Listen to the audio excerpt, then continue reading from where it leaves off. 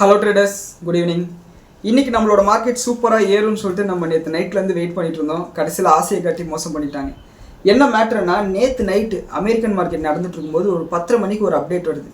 யூஸ்வலாகவே இந்த போர் முடிய போகுது, ஈரானோட நாங்கள் டீலை சைன் பண்ண போகிறோம் அண்ட் ஈரான் எங்கள் வழிக்கு வந்துட்டாங்கன்னு சொல்லிட்டு அமெரிக்காக்காரன் தான் மார்க்கெட்டை மேனிப்புலேட் பண்ணுவான்.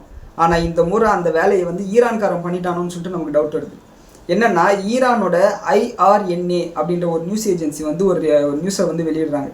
Final draft has been reached and announced within few hours அப்படின்றாங்க. இன்னும் சில மணி நேரங்களில் ஃபைனல் டிராஃப்டை நாங்கள் வெளியிட போகிறோம், இந்த ஈரானுக்கும் அமெரிக்காவுக்கும் நடுவில் இந்த டீலுக்கான ஃபைனல் டிராஃப்டை வெளியிட போகிறோம்னு சொன்னாங்க. இந்த நியூஸ் வந்த உடனே க்ரூட் ஆயிலோட விலை பயங்கரமாக கரெக்டாகும். $102 கீழே வருது. நேற்று இன்ட்ராடே ஹைன்னு பார்த்தோம்னா க்ரூட் ஆயில் $111 வரை இருந்தது. அதாவது பிரெண்ட் க்ரூட் ஆயில் சொல்கிறேன். அண்ட் அதே சமயம் அமெரிக்கன் மார்க்கெட்ஸ் எல்லாம் ரேலி ஆகுது. நம்மளோட கிஃப்ட் நிஃப்டி ஒரு 150 பாயிண்ட் மேலே பாசிட்டிவாக காமிச்சது. ஆனால் யூரோப்பியன் மார்க்கெட்டில் இந்த பாசிட்டிவிட்டி ட்ரான்ஸ்ஃபர் ஆகலை. காரணம், கரெக்டாக நைட்டு 9லேருந்து 9:30 மணிக்குள்ளார மேக்ஸிமம் எல்லா யூரோப்பியன் மார்க்கெட்ஸும் க்ளோஸ் ஆகிடும். அதனால் இந்த பாசிட்டிவிட்டி அங்கே காமிக்கப்படலை. அண்ட் இன்றைக்கி காலையிலக்குள்ளார எந்த அப்டேட்டும் வராததுனால இந்த பாசிட்டிவிட்டி எல்லாமே வேனிஷ் ஆகிட்டு காலையில் ஏஷியன் மார்க்கெட்ஸ் மைல்டு பாசிட்டிவாகவும் ஃப்ளாட்டாகவும் தான் ட்ரேட் ஆக ஆரம்பிச்சது. நம்மளோட நிஃப்டியும் பார்த்தீங்கன்னா ஃப்ளாட்டாக தான் ஓப்பன் ஆச்சு. நம்மளோட நிஃப்டி ஃப்ளாட்டாக ஓப்பன் ஆகியிருந்தாலும் இன்ட்ராடேயில் 180 பாயிண்ட் அளவுக்கு ரேலி ஆச்சு. எண்ட் ஆஃப் த டேயில் 64 பாயிண்ட் அளவுக்கு பாசிட்டிவாக முடிஞ்சிருக்கு. அண்ட் இன்றைக்கி நம்மளோட ஓவரால் மார்க்கெட் நடந்துட்டு இருக்கும்போது ஈரான் தரப்புலேருந்து சில நியூஸ் ரிப்போர்ட்ஸ் வந்தது. ஈரானும் ஓமனும் இந்த ஸ்ட்ரெய்ட் ஆஃப் ஹார்மூஸில் எப்படி டோல் போடலாம் அப்படின்றத பற்றி ஆலோசனையில் இருக்காங்கன்னு சொல்லிட்டு, ஒருவேளை இந்த மாதிரி டோல் போட்டாங்கன்னா மறுபடியும் டீல் நடக்காமல் போகிறது கூட வாய்ப்பு இருக்குது. அதே சமயம் ஈரானோட சுப்ரீம் லீடர் என்ன சொல்கிறான்னா, வெப்பன் கிரேடுக்கு பக்கத்தில் இருக்க யுரேனியத்தை நம்ம வெளியில் அனுப்பக்கூடாது, அது ஈரானுக்குள்ளாரே தான் வச்சுக்கணும்னு சொல்கிறாங்க. அப்படி பண்ணாலும் இந்த டீல் நடக்காது. ஸோ என்ன நடக்க போகுதுன்னு தெரியல. ஆனால் இன்றைக்கி ஈவினிங் கரெக்டாக 4:56 பிரசிடென்ட் ட்ரம்ப் அவரோட சோஷியல் மீடியாவில் ஒரு போஸ்ட்டை போடுறாரு. அந்த போஸ்ட்டில் என்ன சொல்கிறாருன்னா, நியூ ஸ்டாக் மார்க்கெட் ரெக்கார்ட் அப்படின்னு சொல்கிறார். ட்ரம்ப் ஸ்டாக் மார்க்கெட்டை மேனிப்புலேட் பண்ணுவார், அது நம்ம எல்லாருக்கும் தெரிஞ்ச விஷயம் தான். ஒருவேளை வீக்கெண்டில் ஒரு பாசிட்டிவான நியூஸை கொடுத்து மிகப்பெரிய கேப்பு போட மண்டே ஓப்பன் ஆச்சுன்னா ரொம்ப சந்தோஷம். ஒரு 20% கேப்பு ஓப்பன் ஆகட்டுமே, என்ன போச்சு அப்படின்ற மாதிரி தான் இருக்குது. ஸோ பார்க்கலாம். அந்த மாதிரி ஓப்பன் ஆச்சுன்னா இத்தனை நாள் பேஷன்ஸாக வெயிட் பண்ணிட்டு இருந்த எல்லா இன்வெஸ்டர்ஸ்க்கும் ஸ்விங் ட்ரேடர்ஸ்க்கும் பார்த்தீங்கன்னா அது ஒரு ஹாப்பி நியூஸாக இருக்கும். வெயிட் பண்ணி தான் பார்க்கணும். அண்ட் இன்றைக்கி நம்மளோட மார்க்கெட் அனாலிசிஸ் வந்தோம்னா நிஃப்டியோட ப்ரைஸ் ஆக்ஷனை சொல்லியாச்சு. ப்ராடர் மார்க்கெட் பார்த்தோம்னா மொத்தம் 3300 கம்பெனியில் 1744 கம்பெனி பாசிட்டிவாகவும் 1522 கம்பெனி நெகட்டிவாகவும் முடிஞ்சிருக்கு. அண்ட் இன்றைக்கி செக்டார் வைஸ் பார்த்தோம்னா ஐடி செக்டார் தொடர்ந்து 3வது நாளில் நெகட்டிவாக முடிஞ்சிருக்கு. 0.37% நெகட்டிவாக முடிஞ்சிருக்கு. ஐடி செக்டார் ஒரே நாளில் 4% ஏறிட்டு கண்டினியூஸாக 3 நாளில் 1.5% அளவுக்கு இருந்திருக்கு. ஸோ ப்ராஃபிட் புக்கிங்காக தான் இது பார்க்கப்படுது. அண்ட் அது மட்டும் இல்லாமல் நம்மளோட ESDINR இன்றைக்கி ஸ்ட்ரென்த்னாக இருக்குது. மேபி அது கூட ஐடி செக்டாரோட ஃபாலுக்கு கான்ட்ரிபியூட் பண்ணிருக்கலாம். நம்மளோட ESDINR 2 நாள் முன்னாடி $96.96 போச்சு. சில பேர் சதம் நிச்சயம் அப்படின்னு சொல்லிட்டு குஷியில் இருந்தாங்க. ஸோ அவங்களுக்கு பார்த்தீங்கன்னா இது நெகட்டிவான விஷயமா இருக்கும். கிட்டத்தட்ட $1.30 அளவுக்கு அப்ரிஷியேட் ஆயிருக்கு நம்மளோட ESDINR. அதுக்கு காரணம் இந்த டீல் கிட்ட வர்றது ஒன்றா இருக்கலாம், க்ரூட் ஆயிலோட விலை விழுந்ததுக்கு ஒரு காரணமாக இருக்கலாம். அதே சமயம் RBI ஓப்பன் மார்க்கெட் ஆப்ரேஷன் மூலிமா $5 பில்லியன் அளவுக்கு மார்க்கெட்டுக்குள்ள செலுத்த போகிறாங்க. ப்ளஸ் நம்மளோட இந்தியன் கவர்மெண்ட்டுக்கு 2.87 லட்சம் கோடி டிவிடெண்டாக கொடுக்க போகிறான்னு சொல்லிட்டு எனக்கு அஃபிஷியலாக அனௌன்ஸ்மெண்ட்டும் பண்ணிட்டாங்க. ஸோ இது எல்லாமே நம்மளோட மார்க்கெட்டில் நம்மளோட கரன்சியை ஸ்ட்ரென்தன் பண்ணியிருக்கு. அதுதான் காரணம். அண்ட் அதே சமயம் பேங்க் நிஃப்டி பார்த்தோம்னா இன்றைக்கி 1.5% பாசிட்டிவாக இருக்குது. இதில் முக்கியமாக கான்ட்ரிபியூட் பண்ணது ப்ரைவேட் செக்டார் பேங்க்ஸ் தான். நிஃப்டி PSE பார்த்தீங்கன்னா அந்தளவுக்கு பாசிட்டிவாக இல்லை. அண்ட் அதே சமயம் FMCG ஃப்ளாட்டாகவும் ஃபார்மா அண்ட் ஹெல்த் கேர் பயங்கரமாக அடி வாங்கியிருந்தது. ஃபார்மா செக்டார் 1.25% நெகட்டிவாகவும், ஹெல்த் கேர் பார்த்தீங்கன்னா 1.5% அளவுக்கு நெகட்டிவாக இருந்தது. ஃபார்மா செக்டார் ஸ்டாக்ஸ் பார்த்தீங்கன்னா டிஃபென்சிவ் ஸ்டாக்ஸ். அந்த ஸ்டாக்ஸ் எதனால் இந்த அளவுக்கு அடி வாங்குச்சுன்னா, அடுத்த வாரம் அதாவது மே 23ஆம் தேதியிலேருந்து 26ஆம் தேதி வரையும் மார்க் ரூபியோ அவர்கள் US செக்ரட்டரி நம்மளோட இந்தியாவுக்கு வர போகிறார். இதை பற்றி நம்ம 2 நாள் முன்னாடியே பார்த்தோம். என்னென்னா, ஃபினான்ஸ் மினிஸ்ட்ரி ஃபாரின் டைரக்ட் இன்வெஸ்ட்மெண்ட்டை நியூக்ளியர் ப்ரோக்ராம்ஸில் 49% வரை அலோவ் பண்ணலான்னு சொல்லிட்டு நாங்கள் ஆலோசிச்சுட்டு இருக்கோம் அப்படின்னு சொல்லியிருந்தாங்க. அது நல்ல விஷயம் தான். காரணம் என்னென்னா, நம்மளோட ருபீஸ் ஸ்லைட் ஆகிட்டு இருக்கு. நமக்கு அந்நிய செலாவணி தேவைப்படுது. இந்த மாதிரி ஃபாரின் டைரக்ட் இன்வெஸ்ட்மெண்ட் அலோவ் பண்ணும்போது நிறைய பேர் முதலீடு பண்ணுவாங்க, நம்மளுக்கு டாலர் கிடைக்கும். அதனால் அவங்க பண்ணுறாங்கன்னு நம்ம எடுத்துக்கலாம். அதே சமயம் இந்த டேட்டா சென்டர்ஸ், ஆர்டிஃபிஷியல் இன்டெலிஜென்ஸ் எல்லாம் பெருசாகும் போது அதிகப்படியான எலக்ட்ரிசிட்டி தேவைப்படும். அப்படி எலக்ட்ரிசிட்டி தேவைப்படும் போது இந்த மாதிரி சின்ன சின்ன நியூக்ளியர் பவர் பிளான்ஸ் அந்த எலக்ட்ரிசிட்டி நெசசிட்டியை பூர்த்தி பண்ணும். ஆல்ரெடி 270 ஜிகாவாட் அளவுக்கு ஒரு நாளைக்கு நம்ம பீக் ஹவர்ஸில் யூஸ் பண்ணுறோன்னு சொல்லிட்டு பவர் மினிஸ்ட்ரி சொல்லியிருந்தாங்க. அந்த சமயத்தில் நமக்கு இந்த மாதிரி தேவைகள் இருக்கும். அதை பற்றி பேசுகிறதுக்கு அவர் வரப்போகிறார். அதே சமயம் இந்த ஃபார்மா செக்டார் மேலே ஏதாவது டேரிஃப் போட்டுருவாங்களோ அப்படின்ற ஒரு பயத்தினாலும் இன்றைக்கி ஃபார்மா செக்டார் அடி வாங்கியிருந்தது. குறிப்பாக சொல்லணும்னா கிளென்மார்க் 6% விழுந்தது, அரபிந்தோ ஃபார்மா 5% விழுந்தது, சன் ஃபார்மா 2.25% விழுந்தது. இதில் அரபிந்தோ ஃபார்மா அவங்களோட Q4 நம்பர் ரிலீஸ் பண்ணியிருந்தாங்க. போன வருஷம் அவங்களோட ப்ராஃபிட் 903 கோடி இருந்திருக்கு, 903 crores. அங்கேருந்து 920 கோடிக்கு இன்க்ரீஸ் ஆயிருக்காங்க. அப்படி இருந்தும் கூட இவங்களோட ப்ராஃபிட் அப்படி இருந்து கூட இவங்களோட ஷேர் ப்ரைஸ் வந்து இன்றைக்கி அடிச்சிருக்காங்க. அண்ட் இவங்களோட ரெவன்யூ 8380 கோடியிலேருந்து 8750 கோடியாக இன்க்ரீஸ் ஆயிருக்கு. இவங்களோட மார்ஜின் வந்து ஒரு ப்ரெஷரில் இருக்குது. அதை காரணமாக அடுத்த வருஷமும் இவங்களோட ப்ராஃபிட் அடிவாங்கும்ன்ற ஒரு பயத்தினால மார்க்கெட் வந்து இன்றைக்கி நெகட்டிவாக ரேட் பண்ணியிருக்கு. மார்ஜின் இவங்க போன வருஷம் 23% மெயின்டைன் பண்ணுவாங்க, இந்த வருஷம் 20% மெயின்டைன் பண்ணுறாங்க. இது இவங்களுக்கு மட்டும் இல்லை, ஆல்மோஸ்ட் நிறைய கம்பெனிஸை நம்ம பார்த்துருக்கோம். சிப்லாவாக இருக்கட்டும், டாக்டர் ரெட்டியாக இருக்கட்டும், இவங்க எல்லாரோட மார்ஜின்ஸும் வந்து பார்த்தீங்கன்னா இம்பாக்ட் ஆகிருக்கு. அண்ட் சன்ஃபார்மா வந்து 2.25% விழுந்திருந்தது. நம்மளோட மார்க்கெட் முடிஞ்சதுக்கப்புறம் அவங்களோட Q4 நம்பரை அனௌன்ஸ் பண்ணாங்க. இவங்களோட Q4 நம்பர்ஸை பார்த்தோம்னா இவங்க டிவிடெண்டாக ஒரு ஷேருக்கு 5 ரூபா அனௌன்ஸ் பண்ணியிருக்காங்க. அண்ட் இவங்களோட நெட் ப்ராஃபிட் 2150 கோடி போன வருஷம் பண்ணுவாங்க, இந்த வருஷம் 2700 கோடி ரூபாய் லாபம் பண்ணியிருக்காங்க. இது நல்ல ப்ராஃபிட் தான். ஆனால் மார்க்கெட்டில் அனலிஸ்ட் எஸ்டிமேஷன் என்னவாக இருந்ததுன்னா 2800 கோடி ரூபாய் அளவுக்கு இவங்களோட ப்ராஃபிட் இருக்குன்னு சொல்லிட்டு எதிர்பார்த்தாங்க. அந்த அளவுக்கு இவங்களோட ப்ராஃபிட் இல்லை. இது மண்டே வந்து மார்க்கெட் எப்படி எடுத்துக்குன்னு சொல்லிட்டு நமக்கு தெரியல. மேக்ஸிமம் நெகட்டிவாக எடுத்துக்கிறதுக்கு நிறைய வாய்ப்பு இருக்குது. அந்த ஆர்கன் டீல்லே வந்து பார்த்தீங்கன்னா இந்த அளவுக்கு இன்வெஸ்ட்மெண்ட் பண்ணுறீங்களா அப்படின்னு சொல்லிட்டு மார்க்கெட் பயந்துட்டு இருந்தது. ஸோ நம்ம வெயிட் பண்ணி தான் பார்க்கணும். இது மட்டும் இல்லாமல் US சேல்ஸில் 1.1% அளவுக்கு விழுந்திருக்கு வால்யூம் அப்படின்னு சொல்லியிருக்காங்க. க்ரோத் இல்லை, ஏற்கனவே இருந்த சேல்ஸில் 1% அளவுக்கு சேல்ஸ் வந்து விழுந்திருக்குன்னு சொல்கிறாங்க. இது வந்து ஒரு நெகட்டிவான விஷயம். அண்ட் மார்க் ரூபியோ இந்த இந்தியா விசிட்டுக்கு முன்னாடி சில ஸ்டேட்மெண்ட் பண்ணியிருக்காரு. நாங்கள் இந்தியா எவ்வளோ எனர்ஜியை வாங்கணும்னு நினச்சாலும், க்ரூட் ஆயிலாக இருக்கட்டும், கேஸாக இருக்கட்டும், எவ்வளோ வாங்கணும்னு நினச்சாலும் அதை மொத்தத்தையும் விற்கிறதுக்கு நாங்கள் ரெடியாக இருக்கோம்னு சொல்கிறாங்க. அண்ட் அதே சமயம் ஹார்முஸில் டோல் போட்டுற பிளானில் வந்து ஈரான் இருந்தாங்கன்னா இந்த டீல் நடக்காது பார்த்துக்கோங்கன்னு சொல்லியிருக்காரு. அந்த ஸ்டேட்மெண்ட் கொடுத்த பெரிய மனுஷன் இவர் தான். அண்ட் FII டேட்டா எடுத்துக்கிட்டோம்னா FIIs இன்றைக்கி 4440 கோடி ரூபாய்க்கு விற்றுருக்காங்க. அவங்க இன்னும் வந்து டீல் நடக்கட்டும் அப்புறம் பார்த்துக்கலாம் என்ற மைண்ட் செட்டில் தான் இருக்காங்க. அண்ட் DIs 6000 கோடி ரூபாய் அளவுக்கு பை பண்ணியிருக்காங்க. கோல்டு ப்ரைஸஸ் இப்போ நம்ம பேசிகிட்டு இருக்கும்போது இன்டர்நேஷ்னல் மார்க்கெட்டில் $4515, நம்மளோட இந்தியன் மார்க்கெட்டில் 14628 ரூபா 22 கேரட் கோல்டும், 24 கேரட் கோல்டு 15958 ரூபாயில் ட்ரேட் ஆகிட்டு இருக்கு ஒரு gram. And silver prices 2,71,000 trade ஆகிட்டு இருக்கு ஒரு கிலோ. அண்ட் நம்மளோட ESG நான் ஏற்கனவே சொன்ன மாதிரி 95 ரூபா 69 பைசா அளவு இருக்குது. க்ரூட் ஆயில் $103 கிலோ ட்ரேட் ஆகிட்டு இருக்கு. ஸோ இது எல்லாமே பாசிட்டிவாக தான் இருக்குது. அண்ட் நம்மளோட கிஃப்ட் நிஃப்டி ஒரு 40 பாயிண்ட் அளவுக்கு கேப் அப்னு சொல்லிட்டு இண்டிகேட் பண்ணியிருக்கு. மத்தியானம் அதாவது ஈவினிங் நம்மளோட மார்க்கெட் முடிச்சதுக்கப்புறம் கிஃப்ட் நிஃப்டி நெகட்டிவாக தான் இருந்தது. ட்ரம்ப் வந்து 456 இந்த போஸ்ட்டை போட்ட உடனே, நியூ ஸ்டாக் மார்க்கெட் ரெக்கார்டுன்னு போட்ட உடனே நம்மளோட கிஃப்ட் நிஃப்டி அந்த ஃபால்லேருந்து ரெக்கவர் ஆகிட்டு இப்போ பாசிட்டிவாக இருக்குது. ஸோ நம்ம வெயிட் பண்ணி தான் பார்க்கணும். அடுத்து ஸ்டாக் ஸ்பெசிஃபிக் நியூஸ்னு வந்தோம்னா விப்ரோ அவங்களோட பைபேக்கை அவங்களோட Q4 நம்பர் அனௌன்ஸ் பண்ணும்போதே சொல்லியிருந்தாங்க. அண்ட் அதுக்கான ரெக்கார்ட் டேட்டா அனௌன்ஸ் பண்ணிட்டாங்க. ஜூன் 5ஆம் தேதி ரெக்கார்ட் டேட்டா வச்சுருக்காங்க.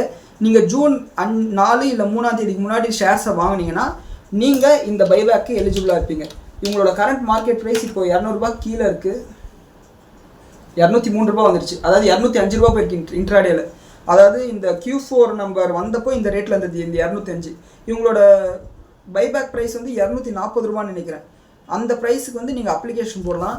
ஹிஸ்டாரிக்கலாக இவங்களோட அக்செப்டன்ஸ் ரேஷியோ 44%, 25லேருந்து 44% இருந்திருக்கு. நீங்கள் 100 ஷேரை வந்து பைபேக்காக அப்ளிகேஷன் போட்டிங்கன்னா 25லேருந்து 44 ஷேரை வந்து இவங்க வந்து அக்செப்ட் பண்ணிக்கிறதுக்கு வாய்ப்பு இருக்குது. ஸோ யாராவது ட்ரை பண்ணுறீங்க அப்படின்னா ட்ரை பண்ணுங்கள். அப்படி இல்லைனா ஆல்ரெடி எக்ஸிஸ்டிங் ஷேரோட இருந்தீங்கன்னா உங்களுக்கு டக்குன்னு ஒரு 20% வந்து லாபம் கிடைக்கிறதுக்கு வாய்ப்பு இருக்குது, பார்த்துக்கோங்க. அண்ட்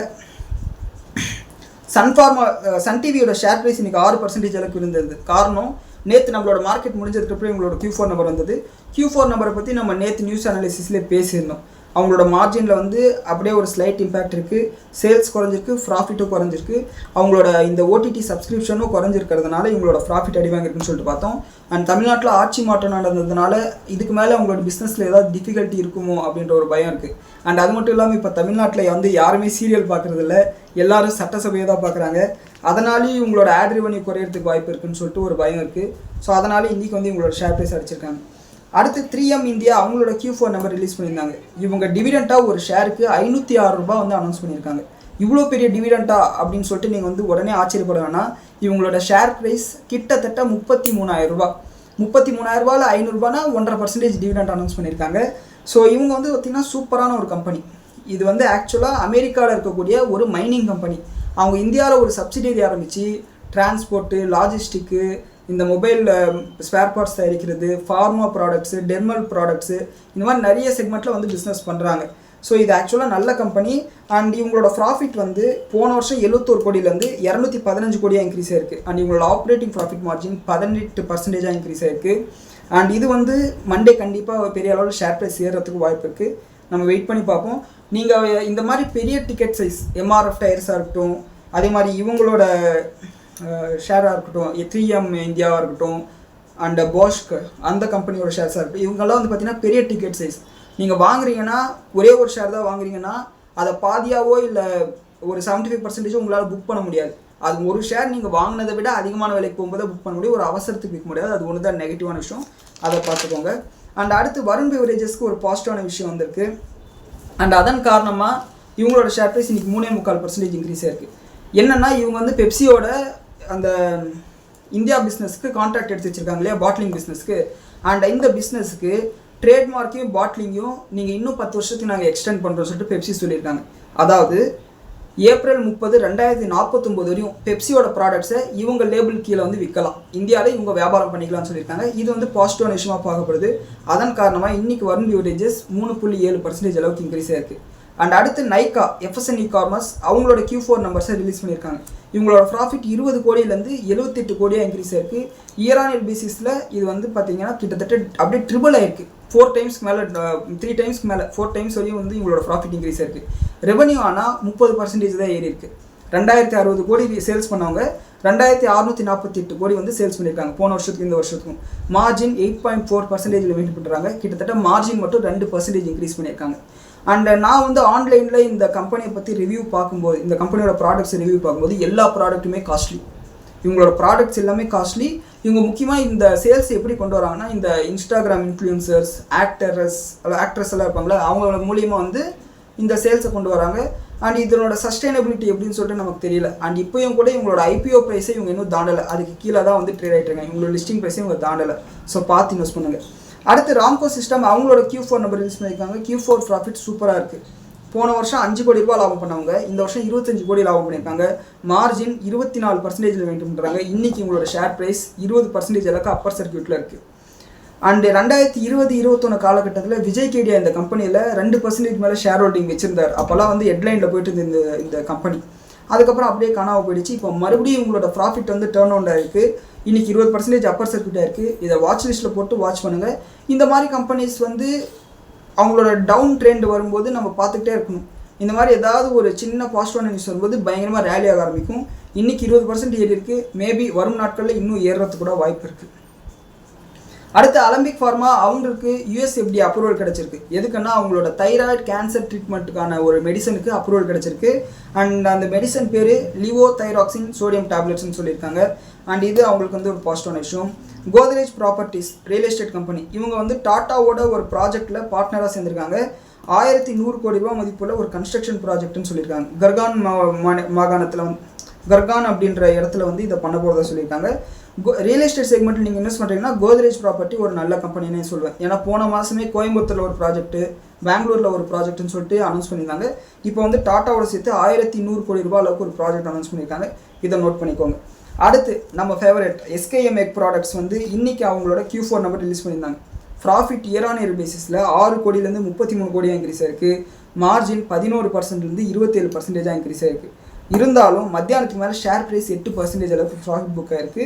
அண்ட் நான் என்ன நினைக்கிறேன்னா, இந்த மிடில் ஈஸ்ட் டென்ஷனால் முட்டை ஏற்றுமதி பண்ணும்போது ஷிப்பிங் காஸ்ட் வந்து அதிகமாக இருக்குது. மேபி அது வரும் நாட்களில் வந்து ரிஃப்ளெக்ட் ஆகலாம்னு சொல்லிட்டு மார்க்கெட் பயந்துருக்கலாம். 1. 2வது இவங்களோட ஓவரால் சேல்ஸ் வால்யூம் வந்து குவார்டர் பேசிஸில் வந்து கம்மியாக இருக்குது. சேல்ஸ் கம்மியாக இருக்குது. மேபி இந்த ப்ராஃபிட் அதிகமானது இவங்களோட எக்ஸ்பென்சஸை கம்மி பண்ணதுனால கூட வந்திருக்கலாம். ஸோ அதான் மார்ஜின் வந்து இன்க்ரீஸ் ஆகிருக்கு இல்லைங்களா, எக்ஸ்பென்ஸை கம்மி பண்ணதுனால கூட இது வந்திருக்கலாம். மார்க்கெட் அந்த மாதிரி சென்ஸ் பண்ணி அடிச்சிருக்கலாம். ஆனால் சூனர் ஆர் லேட்டர் இந்த கம்பெனிஸும் இப்போ ராம்கோ சிஸ்டம் பார்த்தோம்ல அந்த மாதிரி நம்மளை வந்து ரிவார்ட் பண்ணும். இந்த SKM எக் ப்ராடக்ட்ஸ் வந்து முட்டையை ஏற்றுமதி பண்ணக்கூடிய பிஸ்னஸ் பண்ணுறாங்க. அதே சமயம் நம்ம இன்னொரு கம்பெனியும் டிஸ்கஸ் பண்ணோம் ஒரு வாரத்துக்கு முன்னாடி நினைக்கிறேன், எஸ்டர் பயோசென்ஸ். இந்த கோழிகளுக்கெல்லாம் தடுப்பூசி வைக்கக்கூடிய கம்பெனி. ஸோ இந்த மாதிரி கம்பெனிஸை வந்து வாட்ச் லிஸ்ட்டில் போட்டு வச்சுட்டு அப்பப்போ 1-2 வாங்கலாம். ஆட்சன் ஆக்ரோ, ஹெரிட்டேஜ் ஃபுட்ஸ் எல்லாம் பால் கம்பெனி, இந்த மாதிரி கம்பெனிஸ் எல்லாம் எப்பயுமே அவங்களோட பிஸ்னஸ் இருக்கும். அன்லஸ் ஆர் அன்டில் கவர்மெண்ட்டோட ரெஸ்ட்ரிக்ஷனோ ஏதோ ஒன்று வரும்போது, கவர்மெண்ட்டோட ரெகுலேஷன் புதுசாக வந்து அவங்களோட மார்ஜின் அதை இம்பாக்ட் பண்ணாதான் பாதிக்கப்படுவாங்களே தவிர்த்து அதுக்கான சான்சஸ் கூட ரொம்ப கம்மி. ஸோ அதுதான் விஷயம். அண்ட் இன்ஃபோ ஏஜ் வந்து அவங்களோட Q4 நம்பர் ரிலீஸ் பண்ணியிருந்தாங்க. இது வந்து என்னோட ஃபேவரட் கம்பெனி, என்னோட வாட்ச் லிஸ்ட், என்னோட போர்ட்ஃபோலியோ இருக்கக்கூடிய கம்பெனி. இது வந்து டிஸ்க்ளோஷர். இவங்க வந்து இவங்களோட ப்ராஃபிட் வந்து குவார்டர் பேசிஸில் 270 கோடியிலேருந்து 570 கோடியாக இன்க்ரீஸ் ஆயிருக்கு. அண்ட் இவங்களோட ஷேர் ப்ரைஸும் இன்றைக்கி வந்து 4% அளவுக்கு இன்க்ரீஸ் ஆயிருக்கு. மார்ஜின் வந்து 2% அளவுக்கு இன்க்ரீஸ் ஆயிருக்கு. இவங்களோட ஆப்ரேட்டிங் ப்ராஃபிட் மார்ஜின் 38% மெயின்டைன் பண்ணுறாங்க. இவங்க ஒரு ஷேருக்கு ₹3.60 டிவிடெண்ட் அனௌன்ஸ் பண்ணியிருக்காங்க. இந்த இன்ஃபோ ஏஜை பற்றி நம்ம நாக்கரி பற்றி நம்ம நிறைய முறை பேசியிருக்கோம். அண்ட் நம்மளோட வியூவர்ஸ்க்கு வந்து அது தெரியும். இருந்தாலும் புதுசாக வந்தவங்களுக்காக சொல்கிறேன். இவங்களோட மார்க்கெட் கேப் வந்து ஒரு 60,000 கோடி பக்கத்தில் இருக்குது. இவங்களுக்கு வந்து பார்த்தீங்கன்னா ஜொமேட்டோ, பாலிசி பஸ் மாதிரி சின்ன சின்ன கம்பெனிஸாக இருக்கும்போதே அதை வந்து முதலீடு பண்ணியிருக்காங்க. அந்த முதலீடு பண்ண பணம் அந்த ஜொமேட்டோ, பாலிசி பஸார் இந்த 2 கம்பெனியில் மட்டுமே கிட்டத்தட்ட 45,000லேருந்து 50,000 கோடி ரூபாய் மதிப்புள்ள ஷேர்ஸ் வந்து இவங்ககிட்ட இருக்குது. இப்போ உதாரணத்துக்கு என்கிட்ட 60,000 கோடி இருக்குதுன்னு வச்சுக்கோங்களேன். நான் இன்ஃபோ ஏஜை போய் மொத்தமாக வாங்கிடுறேன்னு வச்சுப்போம். நான் வந்து அந்த போர்டில் போய் உக்காந்துட்டு ஜொமேட்டோ ஷேர்ஸ் எல்லாம் விற்றுடு, பாலிசி பஸார் ஷேர்ஸ் எல்லாம் விற்றுடுன்னா நான் வாங்கினது 60,000 கோடி. அந்த ஒரே நாளில் எனக்கு அந்த பாக்கி 50,000 கோடி எனக்கு ரிட்டர்ன் வந்துடும். பாக்கி இருக்கக்கூடிய எல்லா பிஸ்னஸோட வேல்யூவேஷன் 10,000 கோடி தான். அப்போ இதனோட ட்ரூ வேல்யூ பார்த்துக்கோங்க. இது மார்க்கெட்டுக்கு தெரியாதுன்னா மார்க்கெட்டுக்கு தெரியும். யூஸ்வலாகவே மார்க்கெட் வந்து இந்த மாதிரி இன்வெஸ்ட்மெண்ட்ஸை அண்டர் ப்ளே தான் பண்ணும். அது வந்து நம்ம நிறைய முறை பார்த்துருப்போம். டாடா இன்வெஸ்ட்மெண்ட் கார்பரேஷனாக இருக்கட்டும், அதே மாதிரி கல்யாணி இன்வெஸ்ட்மெண்ட் கார்பரேஷனாக இருக்கட்டும், பாம்பே பர்மா டையிங்காக இருக்கட்டும், இந்த மாதிரி நிறைய கம்பெனிஸ் இருக்குது. அந்த பாம்பே பர்மா ட்ரேடிங் கார்பரேஷன் தான் வந்து பிரிட்டானியாவோட பேரண்ட் கம்பெனி. சரிங்களா? இந்த மாதிரி நிறைய கம்பெனிஸுக்கு ஹோல்டிங் கம்பெனிஸ். ஸோ இது வந்து பார்த்தீங்கன்னா ஐடன் ட்ரெஷர் அப்படின்னு சொல்லலாம், அதாவது புதையல் மாதிரி. ஸோ இதுதான் பார்த்தீங்கன்னா இன்றைக்கான மார்க்கெட் அனாலிசிஸ். இப்போ நம்ம பேசிட்டு இந்த நேரத்தில் அமெரிக்கன் மார்க்கெட் 0.6% பாசிட்டிவாகவும், நம்மளோட கிஃப்ட் நிஃப்டி ஆல்மோஸ்ட் ஃப்ளாட் ஆகிடுச்சு. ஒரு 50 பாயிண்ட் பாசிட்டிவாக இருக்குன்னு சொன்னீங்கன்னா ஃப்ளாட் ஆகிடுச்சு. அண்ட் நாஸ்டாக் வந்து 0.8% பாசிட்டிவாக இருக்குது. அண்ட் S&P 500 0.5% பாசிட்டிவாக இருக்குது. கோல்டு அதே ரேட்டில் தான் இருக்குது. இன்னும் எந்த பாசிட்டிவான அப்டேட் வரல. வெயிட் பண்ணி பார்ப்போம் என்ன நடக்குதுன்னு சொல்லிட்டு. நேற்று மாதிரி 10:30 மணிக்கு மேலே ஏதாவது அப்டேட் பண்ணலாம். அந்த மாதிரி ஏதாவது அப்டேட் பண்ணால் நம்மளோட வாட்ஸ்அப் சேனலில் நான் அதை வந்து உங்களுக்கு அப்டேட் பண்ணுறேன். நம்மளோட வாட்ஸ்அப் சேனல் லிங்க் வந்து ஃபஸ்ட் கமெண்ட்டில் இருக்கும். அண்ட் இந்த வீடியோ பற்றின உங்களோட கருத்துக்களை கீழே கமெண்ட்டில் சொல்லுங்கள். நன்றி, வணக்கம்.